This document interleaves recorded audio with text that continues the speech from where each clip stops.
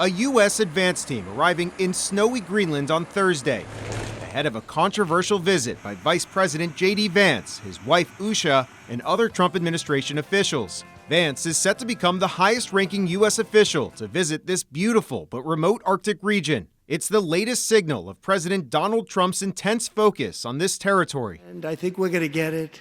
One way or the other, we're going to get it. So what explains this presidential interest? If you look at the world from above, the neighborhood is very different. Jennifer Spence of Harvard University's Arctic Initiative says it's helpful to tip the globe, so to speak, and look at the map of the Arctic. From this angle, it becomes clear just how close Greenland is to Russia's northern coast. Greenland still remains incredibly strategically located. And tensions in the frigid Arctic have been heating up, especially since Russia's invasion of Ukraine 3 years ago. The effort to avoid the Arctic becoming a military space is starting to erode.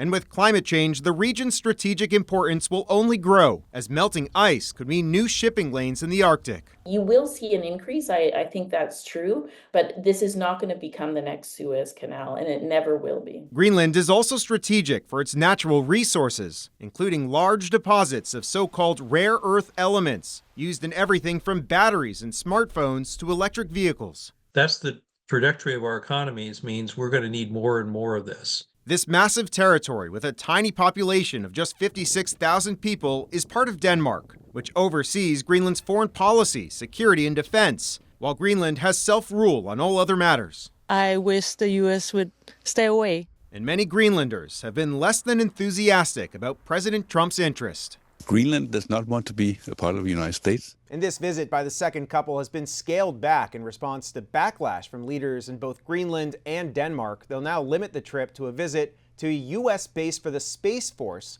The president's energy secretary and national security advisor will also be on the trip. In Washington, I'm Koslof, Spectrum News.